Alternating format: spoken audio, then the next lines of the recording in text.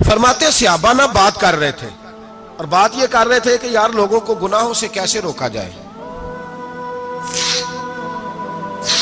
لوگوں کو گناہوں سے گفتگو صحابہ یہ کر رہے تھے۔ عبداللہ ابن عمر کہتے ہیں بیٹھے تھے اور یہ گفتگو کر رہے تھے کہ گناہوں سے پلاننگ جی ہوتی تھی، ان کی جو محفلیں ہوتی تھی نا بیٹھ کے، وہ خوش گپیاں نہیں ہوتی تھی بلکہ وہ تبلیغ کی، جد و جہد کی، لوگوں کو برائی سے منع کرنے کے لیے بیٹھتے تھے، اس پر منصوبہ بندی کرتے تھے، پلان کرتے تھے، آگے ترتیب دیتے تھے۔ گفتگو ہو رہی تھی تو اب آپس میں بات ہونے لگی کہ کون سا گناہ زیادہ برا ہے جس پر سب سے پہلے کام کیا جائے۔ تو دور ایک صحابی بیٹھے تھے، ان کا نام تھا عبداللہ ابن عمر، ایک عبداللہ بن عمر ہے اور ایک عبداللہ ابن عمر ہے۔ حضرت عبداللہ ابن عمر دور بیٹھے تھے، بڑے سمجھدار سیانے باریک بین آدمی تھے۔ تو حضرت عمر فاروق اپنے بیٹے سے کہنے لگے جا عبداللہ ابن عمر سے پوچھ کے آ کہ سب سے سخت گناہ کون سا ہے۔ توجہ ہے میرے بھائیوں، ادھر دیکھیے گا میری جانب، پوچھ کے آ کہ سخت گناہ کون سا ہے۔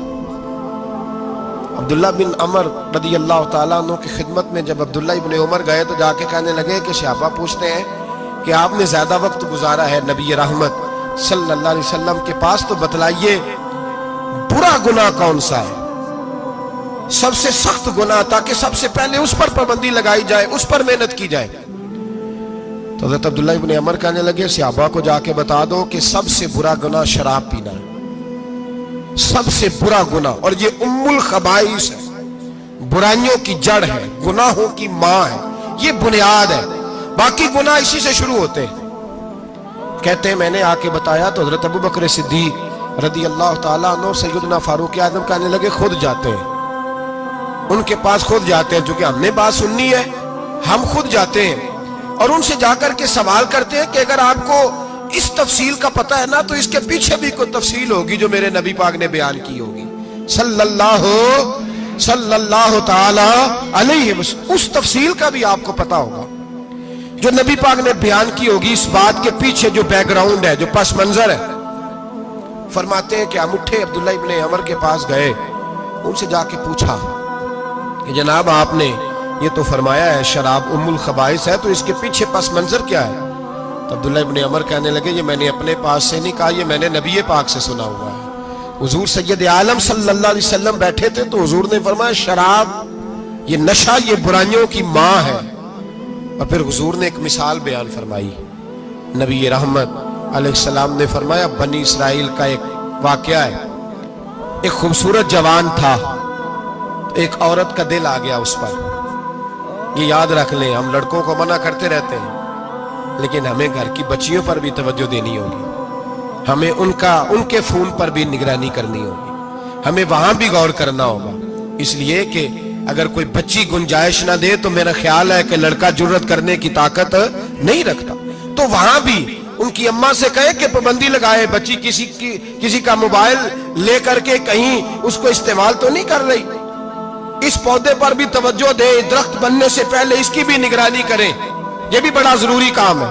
عورت کا دل آ گیا تو نبی پاک علیہ الصلوۃ والسلام فرماتے اس نے کوئی بہانہ لگایا، کسی کو کہا کہ اس نوجوان کو بلا کے لاؤ، اس کو کہو کہ ہم نے کوئی گواہی لینی ہے تجھ سے۔ وہ نوجوان آیا، ایک کمرے میں داخل ہوا تو اگلے کمرے میں لے گئے، وہاں داخل ہوا تو اس سے اگلے کمرے میں لے گئی، وہ داخل ہوا تو اسی طرح 7 مکفل کمروں میں لے گئی۔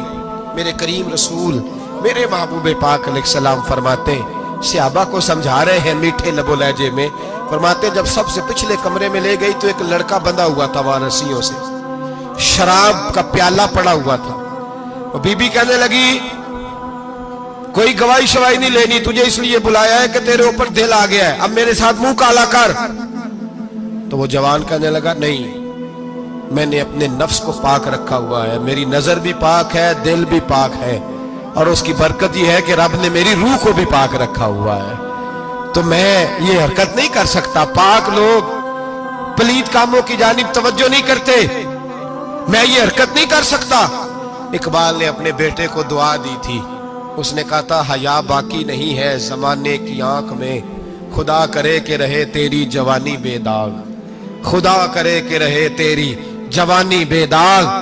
کہا میرے ساتھ منہ کالا کر، اس نے کہا میں نہیں کرتا۔ کہنے لگی چل پھر اس کو قتل کر، اس کو میں نے باندھا ہوا۔ اس نے کہا میں قتل کیوں کروں، मेरी क्या दुश्मनी है? कहा फिर शराब पियो। कहा मैं शराब भी नहीं पीता। तो कहने लगी अब तो मैंने तुझे अपने चुंगल में फांस लिया है, अब तू यहां से बच के जा नहीं सकता, और अगर तू बाहर जाएगा तो मैं शोर करूंगी, लोग जमा करूंगी, इसने मेरी इज्जत आबरू पे हाथ डाला है, तो तू बच तो नहीं सकता, एक काम तो करना पड़ेगा। महबूब फरमाते उस नौजवान ने सोचा कि जिना भी बहुत बड़ा जुर्म है, कत्ल भी बहुत बड़ा गुनाह है, चलो अब मजबूरी है तो शराब पी लेता हूं। लेकिन वो समझा ना कि शराब तो बुनियाद है। उसने एक प्याला जो पिया, कहने लगा एक और दे दो। दूसरा पिया तो कहने लगा एक और दे दो।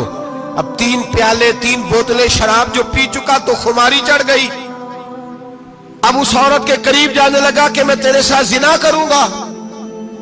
उसने कहा जब तक मैं करीब नहीं आने दूंगी जब तक तू इसे कत्ल न करे। उसने उसे कत्ल भी किया, जिना भी किया। तो महबूब फरमाने लगे ये कत्ल और जिना जो हुआ है तो ये शराब की वजह से हुआ है।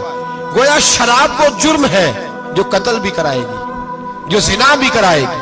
और अगर आप नशई को देखें, अगर आप शराबी को देखें, तो क्या वो डकैतियां नहीं करता फिरता, वो चोरियां नहीं करता, वो अपनी ही माँ का जेवर नहीं बेच आता, वो अपनी ही बहन का पड़ा हुआ जहेज नहीं बेच आता, वो अपने ही घर में डाके नहीं डालता, वो अल्लाह के घर मस्जिद में आकर के चोरी नहीं करता,